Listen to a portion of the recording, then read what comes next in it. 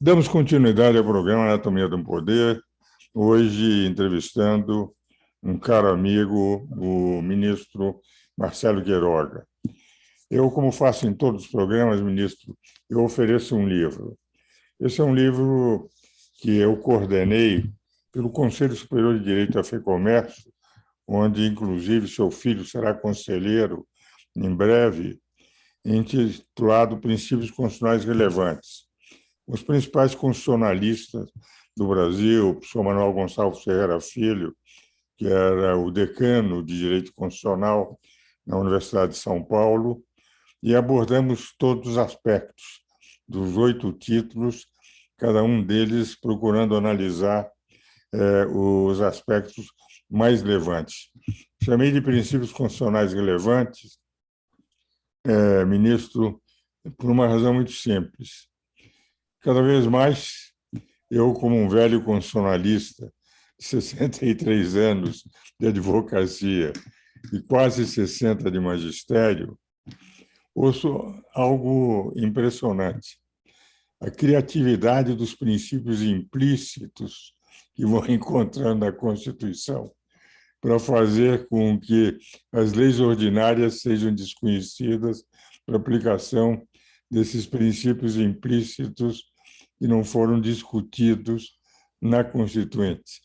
Então, eu procurei dar um nome de princípios constitucionais relevantes, porque os outros são descobertas, e essas descobertas, o tempo, eu tenho a impressão, que fará peneirará esses princípios, fazendo com que restem os verdadeiros princípios constitucionais. Mas o ministro gostaria agora, e vou enviar amanhã para Brasília, gostaria agora de, entretanto, examinar um outro aspecto que me pareceu também importante, para esclarecimento do nosso telespectador. Eu acompanhei a CPI da Covid, uma CPI em que fez uma cinematografia impressionante no material para a mídia, para a imprensa, todo dia manchetes de jornais, aqueles depoimentos bombásticos. Mas, à medida que eu ia vendo a CPI evoluir, e eu, como advogado, como professor universitário, precisava saber juridicamente o que havia de incorreto. Por exemplo, o próprio processo da Covaxin, ministro, presidente, corrupção. O Procurador-Geral da República não encontrou nada. Pediu que fosse arquivado, como, aliás, tinha pedido o advogado. A ministra Rosa Weber, achando que, apesar das duas partes entenderem que o processo teria que ser arquivado, eu deveria investigar ainda mais. Se investigou, ela teve que arquivar, porque não havia nada. A questão da Pfizer. O contrato que a Pfizer pedia era um contrato leonino e nenhum advogado poderia, da União, concordar. Quer dizer, arbitragem no exterior, possibilidade de penhorar todos os bens do Brasil no exterior se a vacina viesse a ter efeitos colaterais imprevistos. O laboratório fez a vacina.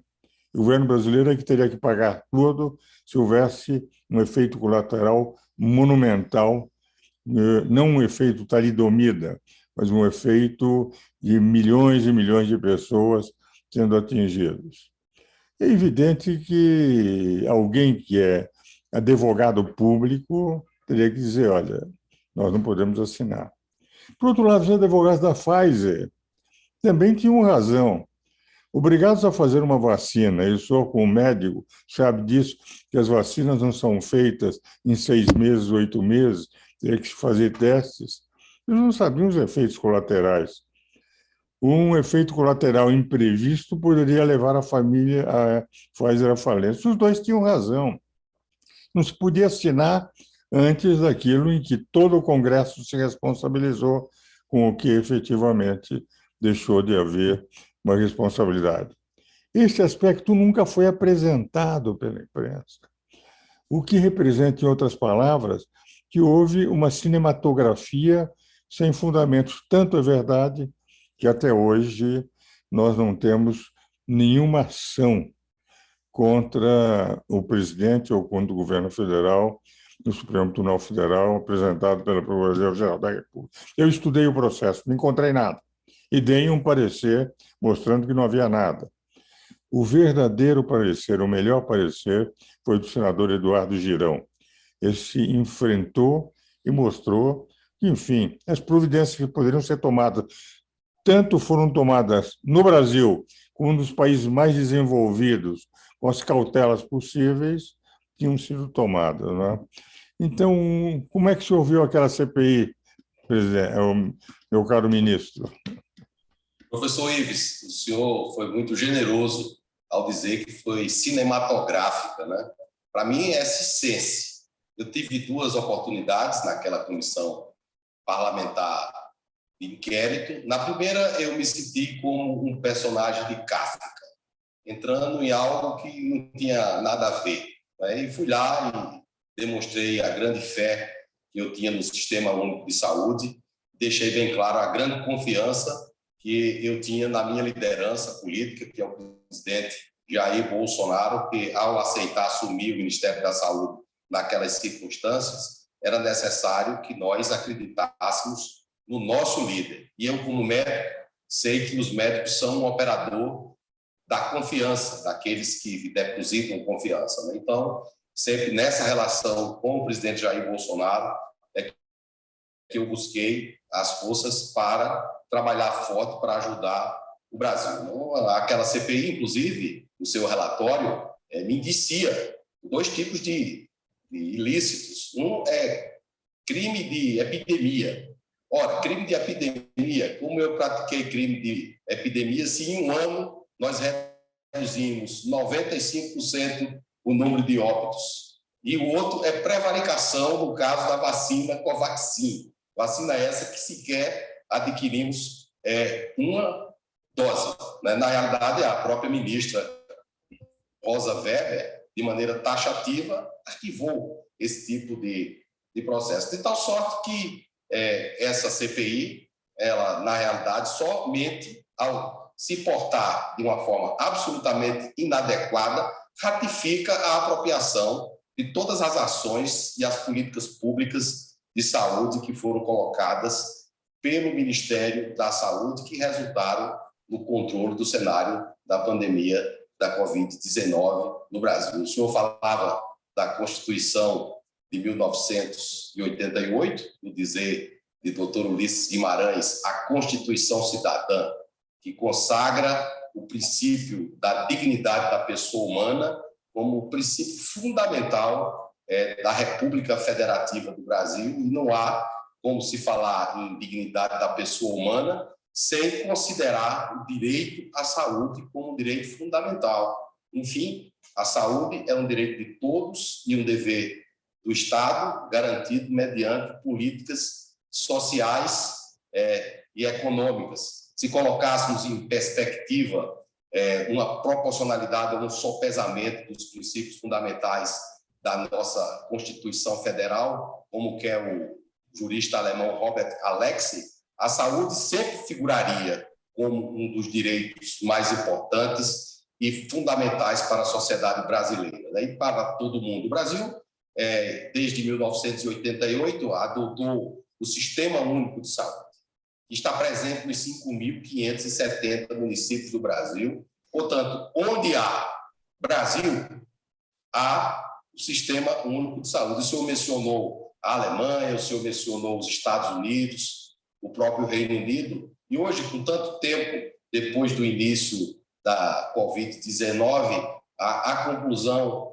é que o SUS ele sai fortalecido, porque se antes se questionava algumas dificuldades de acesso, sobretudo na atenção especializada, hoje ninguém desconhece a importância do sistema de saúde, o que facilita o trabalho desse seu amigo ministro da Saúde. Eu sei que o senhor é um admirador do nosso querido cardeal Joseph Ratzinger, o Papa Bento XVI. Eu me recordo das palavras dele quando foi indicado Papa, né? Felizmente, é possível trabalhar por intermédio de elementos insuficientes. É justamente assim que eu me sinto, e Deus vai colocando na nossa vida os caminhos que devemos seguir e o privilégio de conhecer uma pessoa como o senhor, professor. Ora, eu quero agradecer, nós estamos chegando ao fim do programa, para dizer o seguinte, meu caro ministro, a única academia brasileira que tem um Papa como acadêmico é a Academia Paulista de Letras. E como, na época, com o cardeal Badossieri, na época era bispo, nós trabalhamos no Acordo Brasil-Santa Sé, quando o Papa Bento XVI veio para o Brasil, eu propus ao núncio apostólico na época, que era hoje cardeal Badossieri, perguntasse ao Papa Bento XVI se ele aceitaria ser membro da Academia Paulista de Letras. E depois de um mês ele nos comunicou que aceitaria. Mudamos o estatuto, colocamos a figura do acadêmico honorário. Eu tive a oportunidade de dar ao Papa Bento XVI o título de acadêmico honorário da Academia Paulista de Letras, única academia brasileira que tem um Papa como acadêmico. Era uma figura extraordinária. Meu caro ministro, muito obrigado por sua entrevista. Creio que ela foi extremamente elucidadora para todos os nossos telespectadores. E espero, meus caros telespectadores, novamente no próximo domingo para um novo programa.